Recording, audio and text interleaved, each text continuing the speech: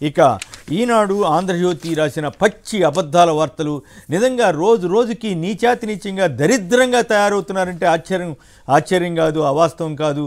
అబద్ధాలు రాయటమే ధ్యేయంగా పెట్టుకుని 89 ఏళ్ల వయసులో రామోజీరావు గారు ఇంత పాపానికి ఇంత నీచానికి ఎందుకు పాల్పడుతున్నాడో అర్థం కాలేదు. ఈరోజైతే నాకు పొద్దున్న ఆ పేపర్ చూడంగానే చూసిన ఈ విపరీతమైనటువంటి ఏమిటి ఇంత దరిద్రంగా మారారని, పరిశ్రమలకు సంబంధించి ఇంత నీచంగా ఏపీపై పడి ఆడవాలా, వస్తున్న పరిశ్రమలు రాకుండా చేస్తున్నది వీళ్ళే, మళ్ళీ రావట్లేదని అబద్ధ ప్రచారం చేసేది వీళ్ళే. ఎంత దుర్మార్గంగా మారారో ఒకసారి వారి అబద్ధాలు నిజాలు చూద్దాం. ముందుగా ఈనాడు అబద్ధాలు. ఏపీ ప్రభుత్వం సీఎం జగన్పై బురద చల్లడమే లక్ష్యంగా పెట్టుకున్న ఈనాడు బ్రాండు పేరుతో విషపురాతలు రాసింది. 1.24 లక్షల కోట్ల పెట్టుబడులు తరలిపోయారంటూ పచ్చి అబద్ధాన్ని రామోజీరావు గారు సిగ్గుగా నడి రోడ్డు మీద నగ్నంగా తిరుగుతూ పచ్చి అబద్ధాలు రాయడానికి ఆయన సిద్ధపడ్డాడంటేనే ఎంత నీచంగా ఆ పత్రిక మారింది. ఆ పత్రికను చదవటానికే అసహ్యం వేసే రీతిలో వాళ్ళు మార్చారు. ఈ ఏడాది గత 3 ఏళ్లలో ఏపీలో కొత్తగా 18 లక్షల మంది ఆదాయ పన్ను పరిధిలోకి వచ్చారు. ఈ విషయం ఆదాయ పన్ను శాఖ ప్రకటించింది. ఇది దేశంలోనే నెంబర్ 1గా ఉంది. మహారాష్ట్ర వంటి పారిశ్రామిక దిగ్గజ రాష్ట్రాల్లో సైతం 13 లక్షల మందే పెరిగితే 18 లక్షల మంది ఒక ఏపీలో పెరిగారు. దానికి కారణం జగన్ ప్రభుత్వం ఇచ్చిన ప్రోత్సాహం, వేలాది చిన్న కుటీర మధ్యతరహా పరిశ్రమలకి ఇచ్చినటువంటి ప్రోత్సాహం అని కూడా ఆ ఐటీ శాఖ అభిప్రాయపడినట్లుగా టైమ్స్ ఆఫ్ ఇండియా ప్రత్యేక కథనాన్ని ఇచ్చింది. ఆ వార్తను చూసి ఓర్వలేని రామోజీరావు ఇలాంటి చండాలపు వార్తలు రాసి ఆంధ్రప్రదేశ్ బ్రాండ్ని చెడగొట్టడానికి విశ్వ ప్రయత్నం చేస్తున్నారు. 2018-19లో తెలుగుదేశం హయాంలో పారిశ్రామిక వృద్ధి రేటు 3.2% ఉంటే దేశంలో 22వ స్థానంలో అప్పట్లో ఆంధ్రప్రదేశ్ ఉంటే 21-22 నాటికి జగన్ వచ్చాక అది 12.8% పెరిగింది. అయినా అడ్డగోలుగా అబద్ధాలు రాస్తున్నారు. ఎకనామిక్ సర్వే కానీ ఇతరత్ర ఏవి చూసినా కూడా ఇవన్నీ కూడా జగన్ ప్రభుత్వం వచ్చాక మెరుగైన తీరు అర్థమవుతుంది. వైజాగ్లో పారిశ్రామిక సదస్సులో అంబానీ అదానీలు హాజరై చేసుకున్న 13 లక్షల కోట్ల ఒప్పందాలను కూడా మరచి మతిలేని రాతలు రాస్తున్నారు. 311 భారీ పరిశ్రమలు రాష్ట్రానికి వస్తే వీళ్ళు విషం చెబుతూ వార్తలు ఇచ్చారు.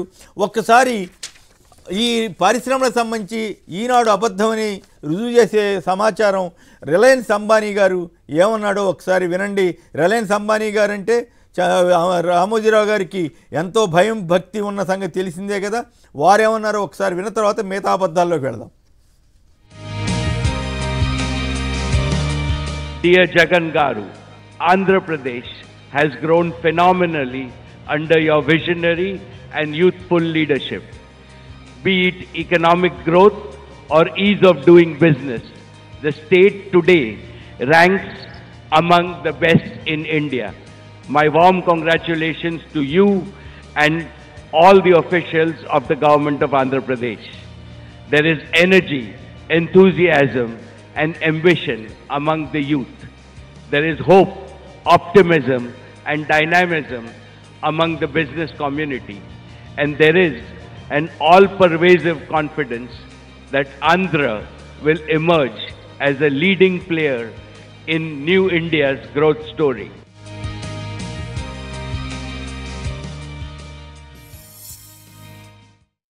జగన్ నాయకత్వంలో జగన్ విజన్ తోటి ఆంధ్రప్రదేశ్ పారిశ్రామిక రంగంలో నెంబర్ 1 స్థానానికి చేరుకుంటుందని అంబానీ వంటి ముఖేష్ అంబానీ వంటి ప్రముఖులు మాట్లాడుతుంటే రామోజీరావు గారు ఏడుస్తారా? ఏమిటి దరిద్రం? ఆంధ్రప్రదేశ్పై పడి ఇంతగా వేడవాలా? ఎంత విషప్రచారమా?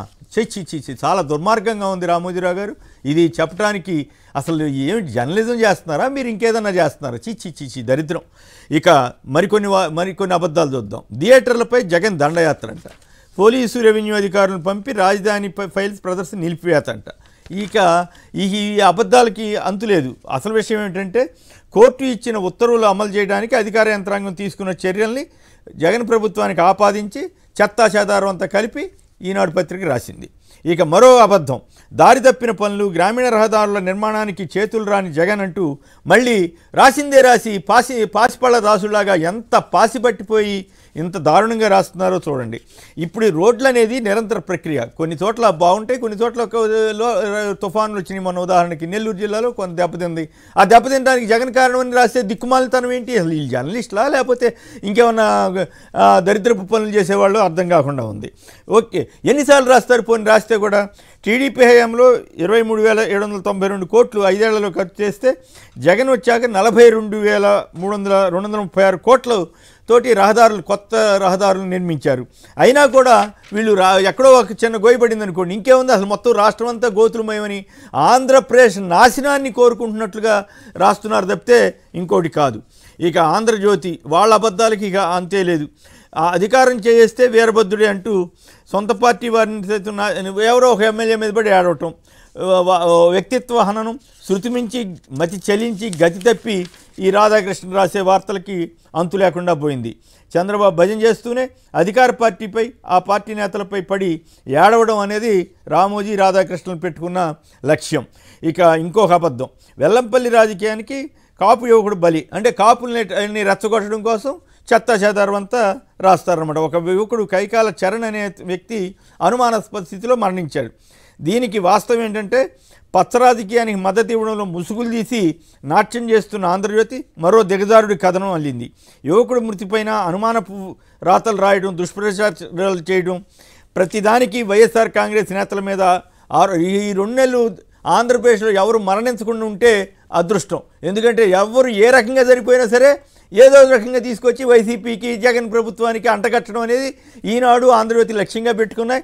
కాబట్టి నా విజ్ఞప్తి ఏంటంటే ఎవరూ చనిపోకుండా అంతా ఈ 2 నెలలు ఎలక్షన్ అయ్యేంత వరకు బాగుండాలని ఆకాంక్షిద్దాం. ఎవరు ఏ కారణంతో మామూలు అనారోగ్యంతో సరిపోయినా కూడా వెంటనే ఈ దరిద్రపు ఏడుపు కొట్టు రాజకీయాలు, శవం మీద పడి ఏడిసే శవ రాజకీయాలు చేసే దుస్థితికి ఈనాడు ఆంధ్రజ్యోతి దిగుతున్నాయి. ఇక ఇవే కాదు, వాలంటీర్లకు సంబంధించి గతంలో చంద్రబాబు, పవన్ కళ్యాణ్లు నీచి వ్యాఖ్యలకు ఇప్పుడు భయపడుతున్నట్లుగా ఉంది.